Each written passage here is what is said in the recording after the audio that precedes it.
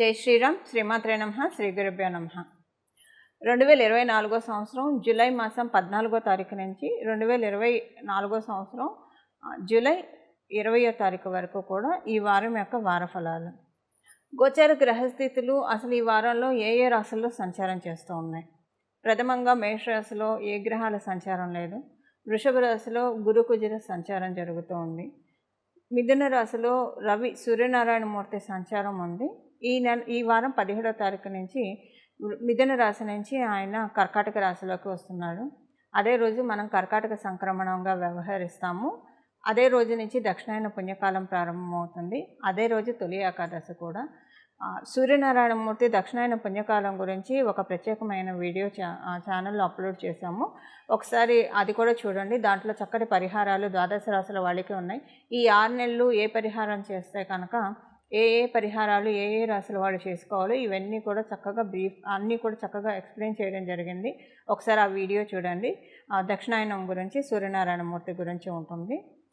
17వ తారీఖు నుంచి కర్కాటక రాశిలోకి ఆయన ప్రవేశిస్తాడు.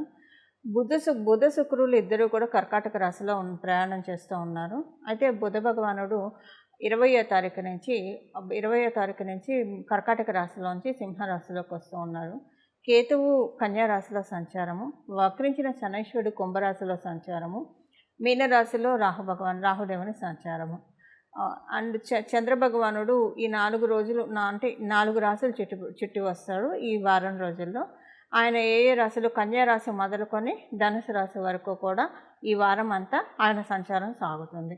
ఈ గోచార గ్రహస్థితులు ఈ వారంలో గోచారంలో ఏమన్నా ప్రత్యేక అంశం ఉందా అంటే డెఫినెట్గా ప్రత్యేక అంశం ఉంది.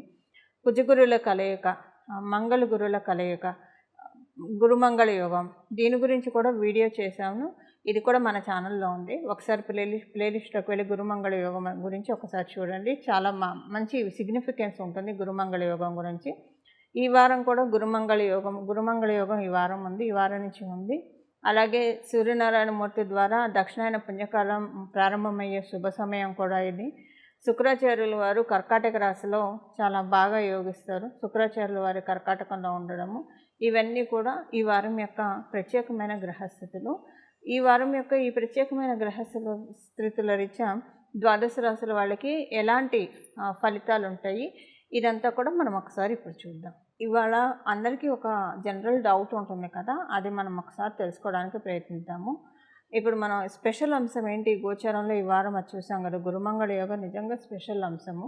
సో దీని గురించి ఒక వీడియో చేయడం జరిగింది, అది చూడండి. అయితే ఇవాళ ఒక విషయం గురించి తెలుసుకున్నాము. చాలామంది ఈ వార ఫలితాలు చూసుకున్నప్పుడు చిన్న కన్ఫ్యూజన్ ఉంటుంది. ఇప్పుడు వాళ్ళు ఒక రాశిలో పుట్టి ఉంటారు, వాళ్ళ లగ్నం ఒకటే ఉంటుంది. అంటే కొంతమందికి వాళ్ళ లగ్నం తెలిసి ఉంటుంది. అలాంటప్పుడు వాళ్ళు ఏది ఫాలో అవ్వాలని కన్ఫ్యూజన్లో ఉంటారు. అది సింపుల్గా మీరు ఏ రాశిలో పుట్టారో ఆ రాశి ఫలితాలు ఎలాగైతే మీకు చూసుకుంటారో అలాగే మీ లగ్నం మీకు తెలిస్తే కనుక మీ లగ్నం ఏ రాశి అయిందో ఆ రాశి ఫలితాలను కూడా చూసుకోవాలి. ఉదాహరణకి ఎవరైనా కూడా వృశ్చిక రాశిలో పుట్టారు, వాళ్ళ లగ్నం వచ్చేసేసి మకర లగ్నం అయింది అనుకుందాం. వృశ్చిక రాశి ఫలితాలు అలానే చూసుకుంటారు. మకర రాశి ఫలితాలు కూడా, ఎందుకంటే లగ్నం మకర లగ్నం అయింది కాబట్టి మకర రాశి ఫలితాలు కూడా చూసుకొని ఈ రెండిట్లో కలిపి, ఉదాహరణకు వృశ్చిక రాశిలో ఈ వారం కావచ్చు, ఈ మాసం కావచ్చు, ఏదన్నా అసలు సంవత్సరంలో కావచ్చు, ఏదైనా ఒక విషయంలో బాగోలేదు అన్న పాయింట్ వచ్చింది అనుకోండి. ఉదాహరణకు ఉద్యోగంలో బాగోలేదు అని వస్తే మకర రాశిలో ఉద్యోగస్తులకు చాలా బాగా ఉంది అని ప్రెడిక్షన్ ఉంటే కనుక అప్పుడు ఇది యావరేజ్ అయిపోతుందని మీరు అర్థం చేసుకోవాలి.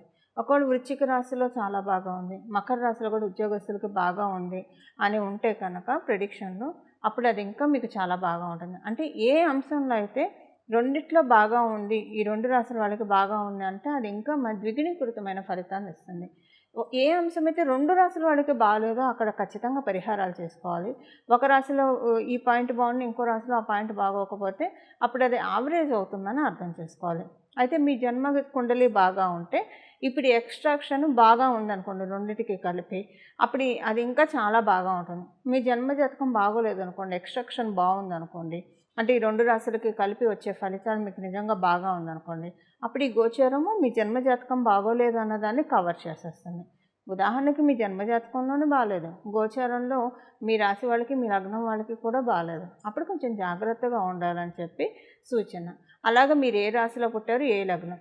ఇప్పుడు మీరు రాశి లగ్నము మీకు తెలిసి, ఇప్పుడు కొంతమంది అదే రాశిలో పుడతారు, అదే లగ్నంలో పుడతారు. ఇప్పుడు కొంతమంది ధనుసు రాశిలో పుట్టారంటే వాళ్ళ లగ్నం కూడా అదే అవుతుంది. అప్పుడు వాళ్ళు ధనుసు రాశి ఫలితాలు ఒకటే చూసుకోవాలంటే ఇవన్నీ నేను ఉదాహరణకు చెప్తున్నాను. కొంతమందికి రాశి వేరు ఉంటుంది, లగ్నం వేరు ఉంటుంది. అసలు కొంతమందికి వాళ్ళ లగ్నమే తెలియదు. లగ్నం తెలియనప్పుడు కన్ఫ్యూజ్ అవ్వాల్సిన అవసరం ఏం లేదు. మీ రాశి మీకు తెలిస్తే ఆ రాశి యొక్క ఫలితాలు చూసుకుంటే కనుక సరిపోతుంది. మీకు లగ్నం కొంతమందికి వాళ్ళ రాశి కూడా తెలియదు. అప్పుడు ఏం చేస్తారంటే నామ నక్షత్రాన్ని బట్టి మీ పేరుతో ఏ లెటర్తో మొదలవుతుందో ఆ లెటర్కి సంబంధించిన రాశిని చూసుకొని, నక్షత్రాన్ని తద్వారా ఆ రాశిని చూసుకొని మీరు మీ రాశి ఫలితాన్ని చూసుకోవచ్చు. అంటే నామ నక్షత్రాన్ని అనుసరించి కూడా ఆ రాశి ఫలితాన్ని చూసుకోవచ్చు. ఇలా అంటే చాలామందికి కొంచెం కన్ఫ్యూజన్స్ ఉంటాయి. అసలు రాశి ఫలితాలు ఎలా చూసుకోవాలన్న కన్ఫ్యూజన్స్ ఉంటాయి. ఆ కన్ఫ్యూజన్స్ క్లారిటీ కోసం ఈ వివరణ. సో ఇలా మీరు చూసుకోండి. ఇలా చూసుకుంటే కనుక ఎలాంటి కన్ఫ్యూజన్ ఉండదు. సో లగ్నం రాశి తెలిసి ఉంటే రెండు చూసుకోవడానికి ప్రయత్నించండి. మీ లగ్న ఫలితాలు చూసుకోండి, మీ రాశి ఫలితాలు రెండు చూసుకోండి. లేదు రాశి ఒకటే తెలుసు అంటే రాశి ఫలితాలు చూసుకోండి, లగ్నం తెలియకపోతే వదిలేసేసేయండి. ఓకేనా? ఇప్పుడు మనం ప్రతి ఒక్క రాశి వాళ్ళకి ఈ వారం ఎలాంటి ఫలితాలు ఉంటాయో మనం ఒకసారి చూద్దాం. ధనుసు రాశి. ధనుసు రాశిలో పుట్టిన వాళ్ళకి, మీరు ఉద్యోగస్తులు అయితే మొదటి 2 రోజులు చాలా స్ట్రెస్ ఉంటుంది, వర్క్ స్ట్రెస్ ఎక్కువగా ఉంటుంది.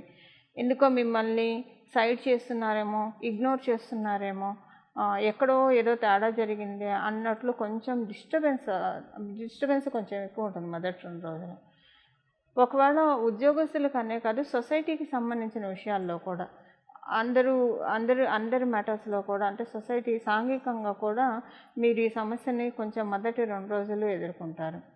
ఈ వారం మధ్యలో అంటే మంగళవారం, బుధవారం ఫైనాన్షియల్గా చాలా మంచి పురోభివృద్ధి ఉన్న సమయము. ఈ సమయంలో మీ ఇంట్లోని ఆడవాళ్ళు ఎవరైనా జాబ్ చేస్తూ ఉన్నా లేదా బిజినెస్ చేస్తున్నా వాళ్ళకి బాగా ఉంటుంది ఆర్థికంగా. ఒకవేళ అలా మీ ఇంట్లో ఉన్న ఆడవాళ్ళు చేయకపోతే మీకు చాలా బాగా ఉంటుంది. అంటే ఆర్థికంగా వీకైతే చాలా బాగా ఉంటుంది మంగళవారం, బుధవారము. అంటే గురు శుక్రవారాల్లో మీకు అనుకూలంగానే అనిపిస్తుంది. అంటే ఎలా చెప్పాలి, డబ్బు ఖర్చు కొంచెమైనా కూడా ప్రశాంతంగానే అనిపిస్తుంది. పెద్దగా ఆలోచనలు ఉండవు. ఉన్నంతలో హ్యాపీగానే ఉండడానికి ప్రయత్నిస్తారు. ఇక్కడ ఒక విషయం తెలుసుకోవాలి, మీకు డబ్బు ఖర్చు ఆల్రెడీ మీరు బాగా చేస్తున్న వాళ్ళైతే ఇక్కడ డబ్బు ఖర్చు కట్ అవుతుంది. అసలు మీరు చాలా క్యాలిక్యులేటెడ్గా మనీ స్పెండ్ చేసే వాళ్ళైతే ఇప్పుడు డబ్బు ఖర్చు జరుగుతుంది. అసలు ఇదేం లేదు, మేము అవసరమైతే ఖర్చు పెడతాము, అతి కాదు మితి కాదు, మాదంతా కూడా అవసరమైనంత మేరే ఖర్చు పెడతాం అని అనుకున్న వాళ్ళకైతే ఇది డెఫినెట్గా డబ్బు ఖర్చుని తగ్గించే ట్రాన్సిట్, చాలా హ్యాపీగా అనిపించే ట్రాన్సిట్ కూడా. అలాగే ఏదైనా మీరు రీసెర్చ్ చేస్తూ ఉన్నారనుకోండి, బాగా ఏదైనా విషయాల గురించి బాగా ఆలోచిస్తూ ఉన్నా, రీసెర్చ్ చేస్తూ ఉన్నా, మధ్యలో బుధవారం పూట, గురువారం పూట ఆ రీసెర్చ్కి సంబంధించిన చిక్కులు కొంచెం మిమ్మల్ని ఇబ్బంది పెడతాయి. మానసిక కొంచెం ఫీవర్ వచ్చినట్లు అనిపించి మీ పనిని మీరు ముందుకు తీసుకెళ్ళలేకపోవడము, ఒళ్ళంతా చురుకు పోట్లు అనిపించడం, ఇలాంటిది ఏదైనా కూడా మీకు తటస్థించడానికి అవకాశం ఉంది. అలాగే ఈ వారం చివరిలో మటుకు చాలా బాగా ఉంటుంది. ఆ మానసిక ప్రశాంతత, ఆత్మతృప్తి ఇదంతా కూడా ఈ వారం చివరిలో మీకు ధనుసు రాశిలో పుట్టిన వాళ్ళకి చక్కగా ఉంటుంది. ఎక్కువగా ఎవరితోటి అంటే ఏమంటారు, కొంచెం ఎక్కువగా ఈ వారం మొత్తం మీద మనం చూసుకుంటే కనుక కొంచెం అగ్రెసివ్ లెవెల్స్ ఎక్కువ ఉంటాయి మీకు ఈ వారంలో. ఎందుకు మనల్ని మనం సర్ప్రైజ్ చేసుకోవాలి, ఇంత అంటే మంచితనాన్ని డిసడ్వాంటేజ్గా తీసుకుంటున్నారు, చేతగానితనంగా తీసుకుంటున్నారు, మంచికి రోజులు కావు, ఇలాంటి ఆలోచనలు ఈ వారం మిమ్మల్ని బాగా డిస్టర్బ్ చేస్తాయి. ఈ ఆలోచనల వరకే ఉండవు. ఎవరైతే మిమ్మల్ని మీకు తెలియకుండా మీ సైడ్గా వెళ్ళైనా మిమ్మల్ని ఇబ్బంది పెడుతున్నారో, లేదా మీ ముందే చాలా స్మార్ట్గా మీతోటి గేమ్స్ ప్లాన్ చేస్తూ ఉన్నారు, వాళ్ళకి ఈ వారం ఎందుకు తగిన గుణపాఠం చెప్పాలి అని అనుకుంటారు. ఆ దిశగా కొన్ని ప్రయత్నాలు కూడా మీరు చేస్తారు. సో అంటే ఆ దిశలో మీరు సక్సెస్ఫుల్ అవుతారనే చెప్పాలి. అలాగే మీరు రుణ ప్రయత్నాలు ఏమన్నా చేస్తూ ఉంటే రుణ ప్రయత్నాలన్నీ కలిసి వస్తాయి. ఇప్పుడు ఉద్యోగస్తులకి ఈ వారం అనుకూలంగా ఉంది, ఎలాంటి ఇబ్బంది లేదు ఉద్యోగస్తులందరికీ కూడా. వ్యాపారస్తులకి ప్రత్యేకించి మనం చూసుకోవాల్సిన వ్యాపారస్తులకి ఈ వారం అనుకూలంగానే ఉన్నా కూడా కొంచెం గౌరవ భంగం ఉంటుంది వ్యాపారస్తులకి.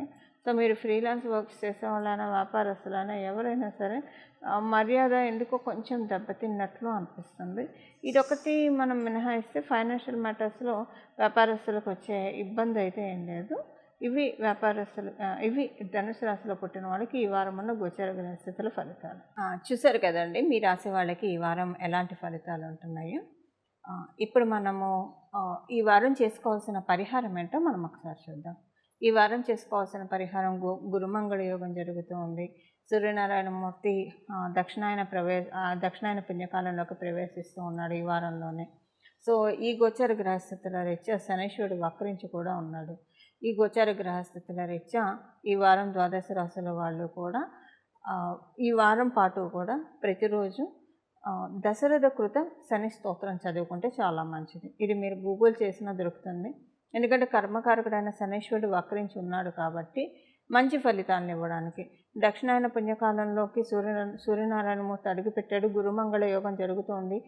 ఇప్పుడు మీ జన్మజాతకంలో ఎవరికైనా శనీశ్వరుడు అనుకూలంగా లేకపోతే దశరథ కృత శని స్తోత్రం ప్రతిరోజు చదువుకోవడం వల్ల ప్రతికూలతలను అయితే ఆయన కలిగించడు. అంటే మీకు వచ్చే యోగాలకు ఆయన అడ్డుపడ్డు. మీ జన్మజాతకంలో లేకపోయే గోచరంలో వచ్చే యోగాలన్నా మీరు ఒడిసి పట్టుకోవచ్చు కదా. అలా ఒడిసి పట్టుకోవడానికి మీకు ఈ దశరథ కృత శని స్తోత్రం చక్కగా ఉపయోగపడుతుంది. ఒకవేళ మీ జన్మజాతకం బాగా ఉండి మీ జన్మజాతకంలో ఫలితాలు రానికుండా శనీశ్వరుడు అంటే మీ కర్మలను అనుసరించి అడ్డుపడుతూ ఉంటే అప్పుడు కూడా ఆ ఇంటెన్సిటీ నుంచి తగ్గించుకోవచ్చు. ఆ ఇంటెన్సిటీని తగ్గించుకోవడానికి అవకాశం ఉంటుంది. ఏదేమైనా ద్వాదశ రాశుల వాళ్ళు కూడా ద్వాదశ లగ్నాల వాళ్ళు 27 నక్షత్రాల వాళ్ళు దశరథ కృత శని స్తోత్రం ప్రతిరోజు స్నానం చేయంగానే చదువుకోవడం వల్ల చాలా చక్కటి రిజల్ట్స్ వస్తాయి. దీంతో పాటు దుర్గామ్మవారి ఆరాధన చాలా చక్కటి ఫలితాలు వస్తాయి. మంగళ్ వృషభ రాశిలోకి వెళ్తున్నాడు. మంగళ్ అంటేనే దుర్గామ్మవారు అంటే మన కార్తికేయుని ఆంజనేయ స్వామిని పూజిస్తాము. ఆయన వృషభ అంటే ఏ రాశులకు వెళ్తే డీటీని మనం మార్చాలి. సో ఆయన వెళ్ళేది వృషభ రాశిలో కాబట్టి స్త్రీ దేవతను ఆరాధించాలి. స్త్రీ దేవతను ఎలా ఆరాధిస్తాము? మంగళ అంటే ఏంటి? శక్తి స్వరూపము. ఇప్పుడు అమ్మవార్లలో శక్తి స్వరూపం అంటే దుర్గా అమ్మవారు కాబట్టి ద్వాదశ రాశుల వాళ్ళు కూడా దుర్గా అమ్మవారికి సంబంధించిన స్తోత్రాలు దుర్గా త్రింశత్ నామావళి కానీ లేకపోతే అష్టోత్తరం కానీ అవేం తెలియదు. దుర్గాయే నమః దుర్గాయే నమః దుర్గాయే నమః అని ఈ నామాన్నైనా సరే ఏదో ఒకటి అమ్మవారికి సంబంధించిన నామాల్ని పట్టుకోవడానికి ప్రయత్నించండి. చాలా చక్కటి ఫలితాన్ని మీరు అందరూ పొందండి. ఇవి ఈ వారం చేసుకోవాల్సిన పరిహారము. దుర్గమ్మవారి ఆశీస్సులు మీరందరూ అందుకోవాలని చెప్పి కర్మ ప్రక్షాళన మీ అందరికీ జరగాలని చెప్పి నేను కూడా దుర్గమ్మవారిని మనస్ఫూర్తిగా ప్రార్థిస్తూ మంగళం. నమో భగవతే వాసుదేవాయ.